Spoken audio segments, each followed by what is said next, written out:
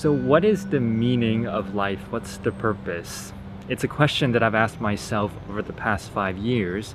I still don't have the answers, but I think it's a question that is one of the most important questions in life, and a question that we must take the time to reflect and to think about if we truly want to live a good life.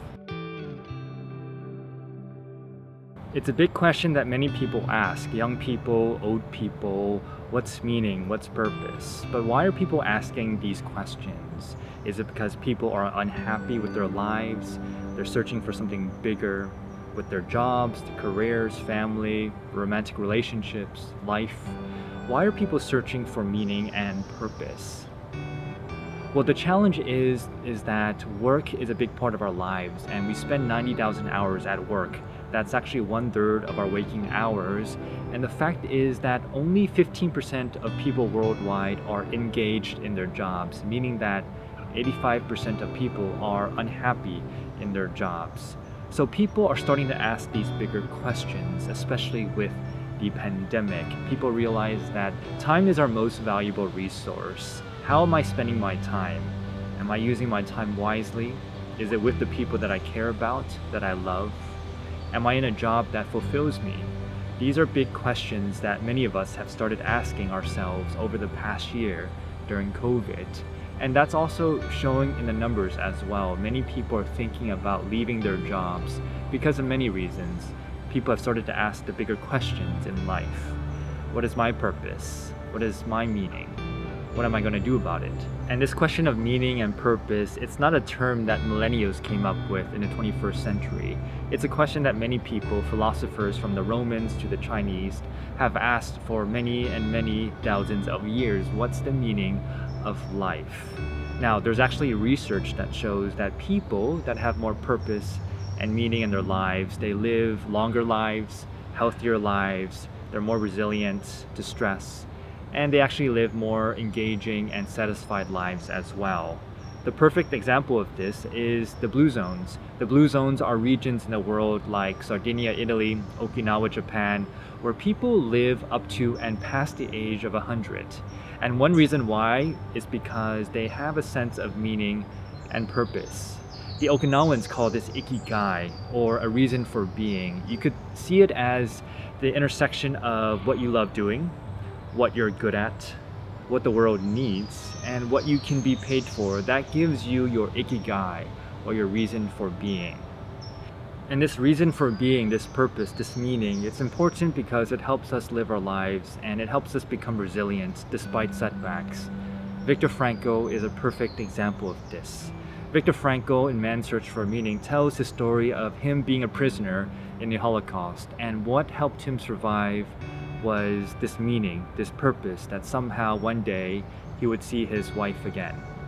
Unfortunately, he didn't see his wife again, but he had that thought in his head, that purpose, that one day he would, and that helped him get through the Holocaust. So how do you actually go about finding meaning or purpose? These are really big questions, and we might never find the answer, but it's really about that journey, that process. And I think it's important for us to stop, pause, and reflect on what's actually important to us, what matters to us, where do we want to go. Steve Jobs, in his famous Stanford commencement speech, had a good question. He would look at himself in the mirror every day and ask himself, if today were the last day of my life, would I want to do what I am about to do today? And whenever the answer has been no for too many days in a row, I know I need to change something. As for myself, I started asking myself these bigger questions about 5-6 years ago. Well, it was at a point when I was at a low point in my life, and I started asking myself these questions because I was unhappy. And I didn't really understand why I was unhappy, because I followed the script. I followed the script of what I was supposed to do. Go to a good school, get a good degree, get a good job, and I was in finance at a very well-known company in Hollywood. And yet I was still unhappy.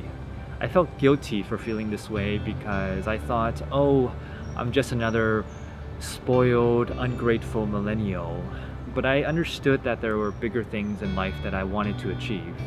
And my values weren't aligned with the company that I was working for. And so I left. I left for Africa, and I spent a year asking myself these bigger questions. And by the end of it, I realized that I was living in a dream and a story that wasn't mine. I was climbing up a ladder that wasn't built for me. And so I had to step off of that ladder.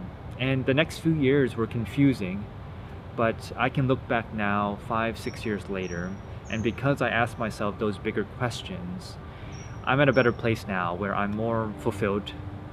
My values align more with what I do now, and I'm in a new country, a new career, a new everything, and I'm a lot happier now. But here's the reality. It's really difficult. It's a big question, and sometimes it takes a challenging event or someone to really help you wake up. And for myself, it took that event, but it also took someone to help me realize and to ask these bigger questions. I had one of my best friends, Aston, ask these bigger questions of myself at an early age, in my early to mid-20s. He asked myself to think about what was purpose to me, what was meaning, because he saw me going up a ladder that wasn't really my ladder, and he was smart enough and wise enough to observe that. Aston isn't here with us today, but for myself, I think a bit of my purpose is really to continue his legacy, to continue asking myself these bigger questions in life, and to help others ask these bigger questions as well.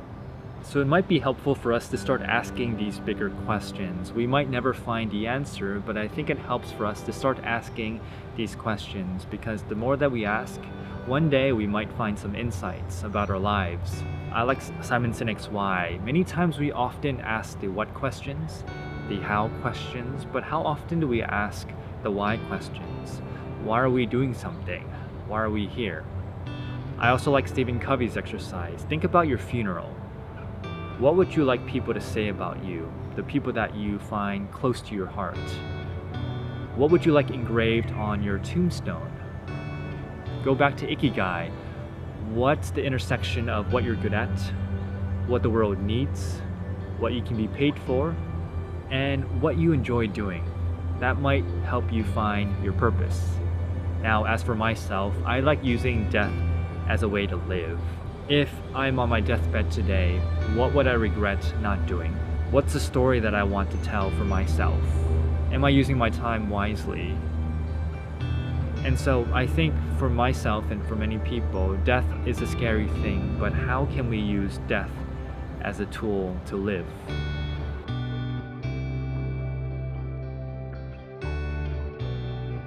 So meaning and purpose. What is your purpose? These are big questions that we may never answer, but what I think is important is that we start to ask these bigger questions, that we consistently ask these bigger questions, because one day we might find some insights that can really drive and guide our lives. In Leo Tolstoy's The Death of Ivan Ilyich, there's an impactful scene where he's on his deathbed and he asks himself, what if my whole life has been wrong? Are you climbing up the wrong ladder? Are you living someone else's story? And if today was the last day of your life and you look at yourself in the mirror, would you feel good about the life that you're living today?